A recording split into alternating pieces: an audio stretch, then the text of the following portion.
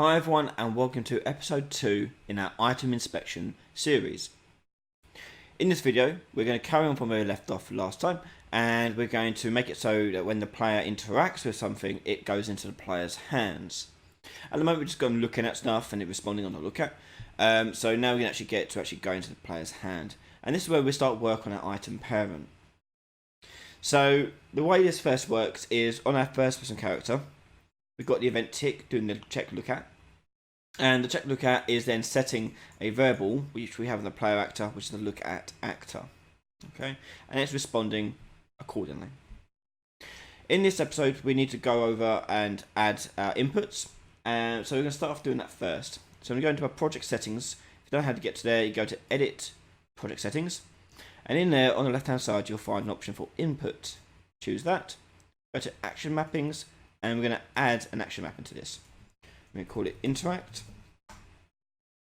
and this will be the key that you're using for interact, like your E key for example. This could also be a face button on the player's controller, so you can do that if you want. Gamepad, face button left, so it'd be like the X on the Xbox controller, or the square on the PlayStation controller. We're also going to add another button in here called cancel, and this is sort of like your drop button, go back button, all that sort of thing.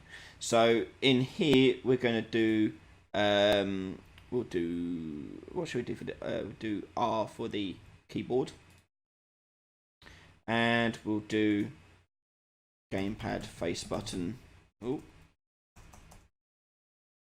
face button right. Okay, it's like a B button on Xbox or circle button on the PlayStation.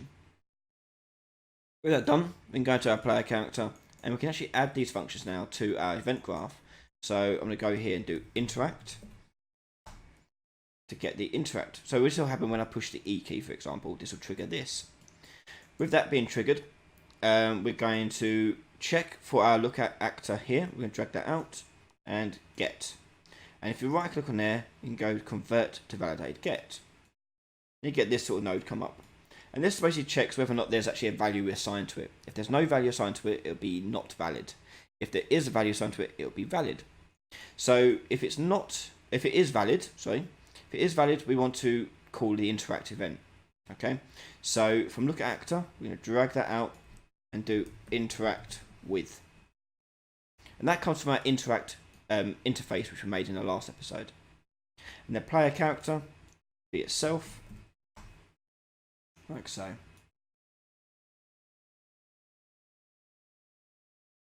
Now if it is not valid, we'll come to this in a bit, but we'll handle that so the E key, the interact key, will work as well for the inspection. But we'll come to that when we start the inspection stuff, so keep that in mind. We'll be coming back to here later on. So this is called interact message on the look at actor. So let's have a look at that and go into our items folder and item parent. So the item parent, we're going to first of all give it a static mesh as its thing here, and we're going to give it a default mesh of a cube. And I'm going to set that scale. Well, actually, let's first of all make that the root. So drag it on top of the root and make it the root. And we want to make it a root because it's going to have physics, so it'll bounce around and drop around, stuff like that. So drag it to the root, and I'm going to scale this down so it's not so massive, like so. I'm going to tick simulate physics, and leave the rest as it is. So go to event graph for this, and we have the event look at and the event interact with. So let's do the interact with. The interact with is going to handle the pickup of the actor. So the first thing I'm going to do actually is I'm going to store the player character coming from here as a variable. So drag player character out and promote to variable. And we call this player. Then from the player, we want to get whatever item the player is currently holding. So on your player character, we need to create a variable here for the current item being held. So I'm going to go new variable, item currently held item. Compile that, then go back to your item parent, and you can drag from the player here and get that currently held item. We want to convert that to a validated get, so right click and convert to validated get. So this will get whether or not we're currently holding an item. So because we only want to pick up an item if we've got nothing in our hands. So if it's not valid, we're going to do a pickup.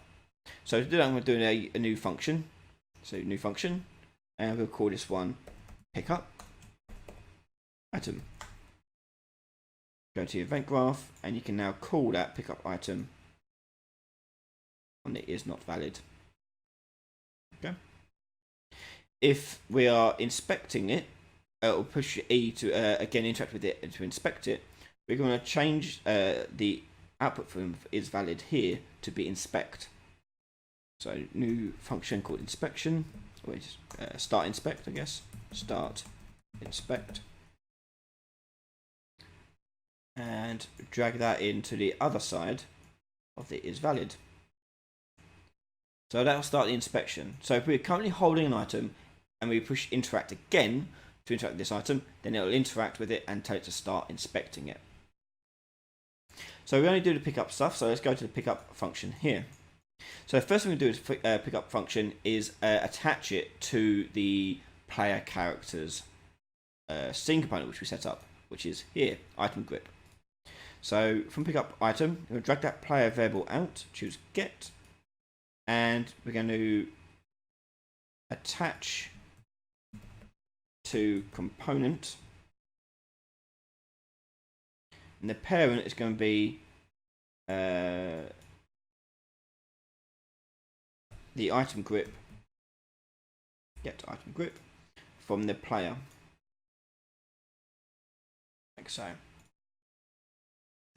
The location rule, we're going to take to snap the target, and rotation rule to snap the target, and that means it will move to that position. It will move to the item grip, which is the hand of the player.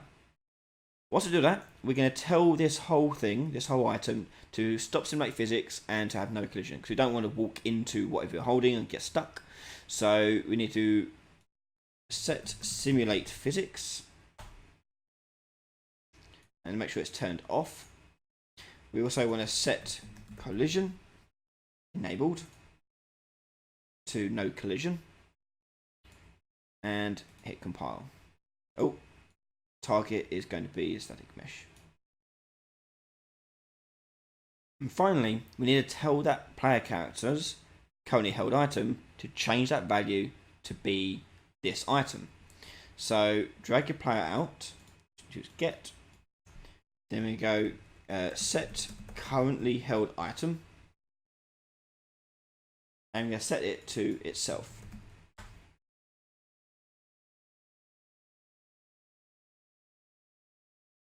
Hit compile, and we're done there.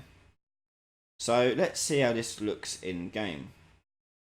If I drag this item parent out, like so, play, and push E, it's now in my player's hands. Okay. So that would do for this episode. In the next episode, we'll make it so you can drop the item using the drop key, which we set up as an R in this case. But we'll do that in the next episode. So join us in the next episode right now over on patreon.com/RyanAiley. Just $1, you get access to that video plus much more. If you like what I do, please consider subscribing and liking this video. And thanks again for watching. A big shout out and thank you to all my patrons for their support. Yeah, so thank you again, and I'll see you all next time. Bye bye.